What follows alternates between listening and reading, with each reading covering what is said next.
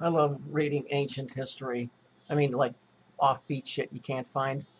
You know, the kind that they don't put on TV so that people like Joan Rivers can run around spewing bullshit. Let's see.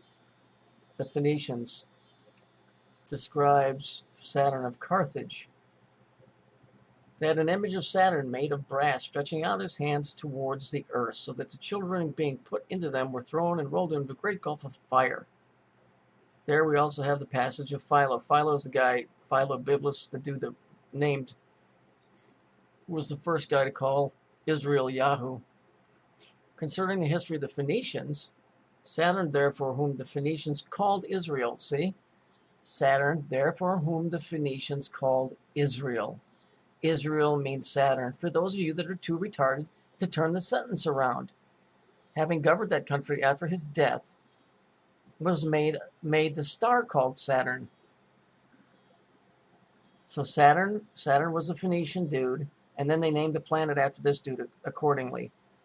Of his wife, Annabeth, he had only one begotten son. Sounds like the biblical story of Jesus.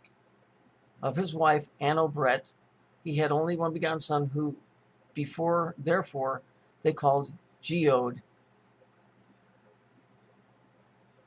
That being the term for the only begotten son amongst the Philistines this day. Not that this is the story of Jesus. Let's not confuse the two. Upon the breaking in and very destructive war upon the country, he takes his son, and having decently adorned him, and prepared him an altar for him, sacrificed him on it.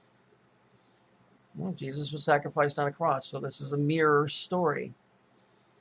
This Israel by name was Abraham by character, so therefore Abraham is Saturn.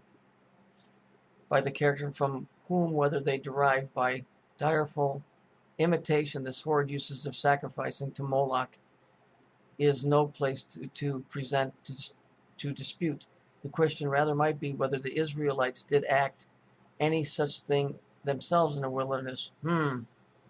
Let's see. I would say yes, as a non-betting and a betting man.